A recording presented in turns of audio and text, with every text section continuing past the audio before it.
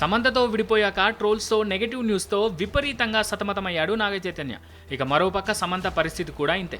అయినా కానీ తమ మీద వస్తున్న నెగటివ్ వార్తలను ఏమాత్రం లెక్క చేయని వీరిద్దరూ తమ పని తాము చేసుకున్నారు. ఈ క్రమంలోనే నాగచైతన్య శోభితతో ఎంగేజ్మెంట్ చేసుకుని పెళ్లి చేసుకున్నాడు.